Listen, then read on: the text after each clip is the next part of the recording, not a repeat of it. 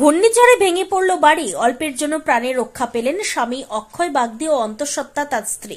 আহত হয়েছেন দুজনেই। পরিবারের অন্যান্য সদস্য ও এলাকার লোকজন এসে উদ্ধার করেন দুজনকে। ঘটনাটি ঘটেছে দুবরাজপুর ব্লকের বালিজুড়ি গ্রাম পঞ্চায়েতের চণ্ডীপুর গ্রামে। গত দুদিন ধরে নিম্নচাপের বৃষ্টিপাত এবং আজ হঠাৎ ঘূর্ণিঝড়ে ভেঙে পড়ল মাটি দিয়ে তৈরি ইটের বাড়ি ও টিনের চালা। এদিন অক্ষয় বাগদির বাড়িতে গিয়েছিলেন দুবরাজপুর বিধানসভার বিজেপি বিধায়ক অনুপ কুমার সাহা।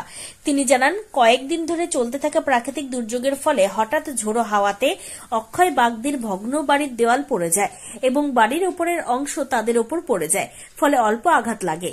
অনেক ব্যবহার্য আসবাবপত্র নষ্ট হয়ে যায়। আমি গিয়ে দেখা করি এবং সব রকম সহযোগিতার আশ্বাস দিই।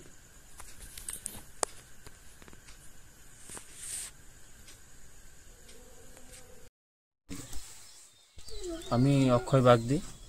কালকে রাতে ওই ঝড় বৃষ্টির জন্য ওই ভোর 3:30 নাগাদ এত ঝড় এসেছিলো, সেই ঝড়ে বাড়িটা পড়ে যায়।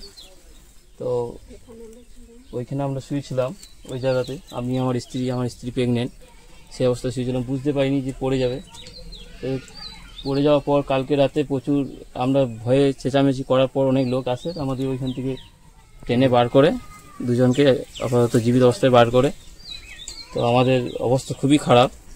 তো জমি জায়গা সেরকম কিছু নেই, দিন মজুর করেই চলে, করার মতো খুব একটা সামর্থ্যও নেই। আমি অনেক জায়গায় জানিয়েছি, তো হয়নি কিছু।